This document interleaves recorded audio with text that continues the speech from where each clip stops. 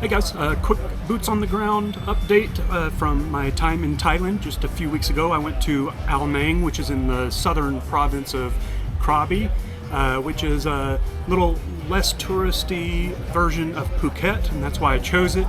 I went to Phuket, it's a little too much for me, so I went to someplace a little bit quieter. Ao Nang is a beach town, and it's got about 15,000 people, but it punches way above its weight, so a lot of people will come there and take boat excursions and things like that. All things outdoor, all things beach related, a lot of nature in general in Krabi.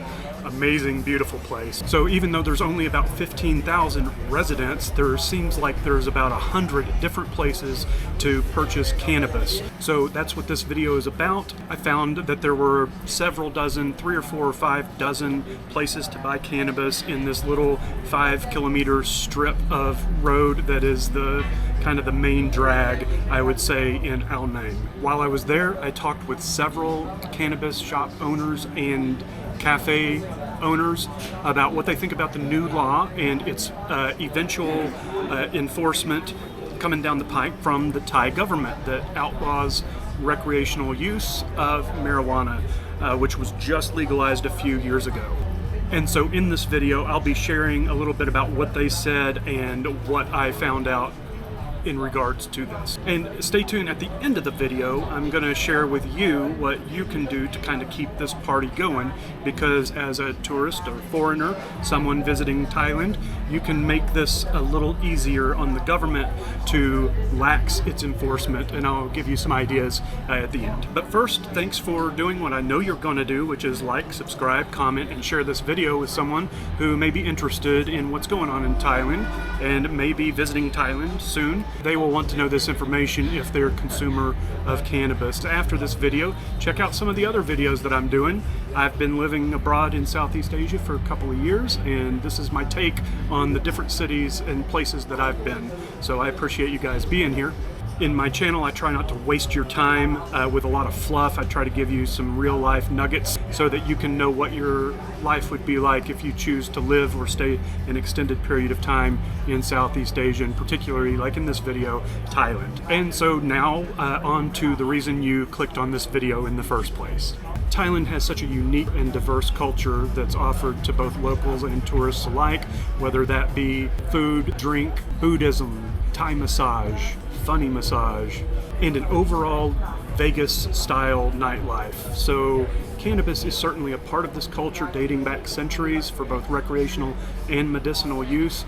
And so that's why the laws proposed by the current Thai government have a lot of people in an uproar. And the current governing party, it was like their first order of action. They couldn't wait. This was the first major thing they did, so very reefer madness of them to do, in my opinion. And I addressed this more in a recent video, so be sure to check that out. But right now we're in a netherworld, a deferred enforcement to supposedly give business owners a chance to adjust. In this community of Ao Nang, I was super surprised to see exactly how integrated and ingrained the cannabis culture is with the entire community, more so than anywhere else I've been in Thailand, if I'm being honest. So what I mean by that is there's more places to buy, more places to sit and smoke, and more cafes, restaurants, bars, laundromats, tattoo parlors that actually have their own kiosk and a place to buy while you're there, and you can sit and smoke in a lot of these places. So at the very least, so many businesses offer cannabis as a revenue stream. And so, one shop owner that I spoke with basically said, and I quote, "We will never stop selling cannabis, so don't worry about it." Right? So, and if you think about it, in this community where honestly there's cannabis every 3 or 4 businesses on these main strips, again, numbering in at least the dozens in just this one small area, you would wonder what enforcement would look like coming in from the government to try and shut everybody down or to fine everybody or whatever it is they were going to do. And the cannabis owners of all these shops are honestly defiant. They're kind of in disbelief. They don't think that this is going to happen, and if so, it's like over my dead body. And so if you think about it, if you just shut down the businesses and you start enforcing, that cannabis hasn't gone anywhere. It's everywhere. And so even in places where it's illegal, you can always find a guy, and there's going to be a lot of guys in Ao Nang, I can tell you that, and really all over Thailand. So my take on it, this is just a guess, right? I'm no government official, I don't have any inside knowledge, but I'm just saying, boots on the ground. It's not going anywhere anytime soon. So if you've got a trip planned, or you're planning a trip to Thailand, come on in. If they do make it where you have to have a prescription from a doctor, they're going to make it very easy for these shops to become a traditional Thai medicine place, which is kind of how you can get a prescription, or you can go to a local hospital. They'll have somebody on staff. If you're in Ao Nang, you're actually looking for a guy named Dr. Samboon. That is a clinic on one of the main streets, and he writes prescriptions, or she, I didn't go in, maybe it's a she. So to summarize on that part, me personally, I'm not going to worry about it. The next time I go to Thailand, I'm going to have an easy time finding it if I choose to do that. But what you can do when you visit to kind of keep this party going is, number one, just be considerate enough to not openly smoke it as you're walking up and down the streets in public. That's a little bit disrespectful. The locals, they don't like it to be around their children, and for good reason. Children should not touch and smoke cannabis at all. So be considerate in that area. And watch your consumption in general, particularly around edibles, because part of the reason this has become a problem is it's not heavily regulated. So you can get something that's very strong and you don't know it, and it can really mess you up. And those are the things that make it into the national news. When people consume too much, they start acting a fool, and that's the end of it. So make sure that you're responsible with that.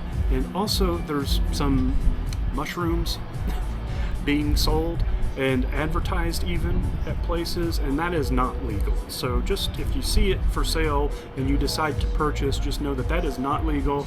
Do not trip your balls off and go nuts, because this is the type of thing that the government can lump all together and say, we've got tourists behaving badly, let's curb this type of tourism and let's get some more upscale type of tourism into the country. And so, in general, number 3, I guess, just don't over party and become a jackass, even if it's drinking, right?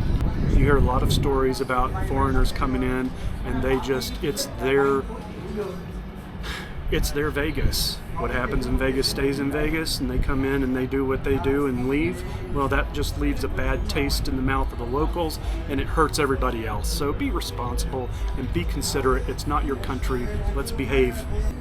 And so that's going to do it for this update. Very short. As always, thanks for joining the channel, and thanks for commenting and sharing. I'd like to hear what you have to say. Some of you are in other cities. I'd like to hear what you're seeing on the ground. Are you seeing anybody that's saying, hey, we don't let you smoke on site anymore?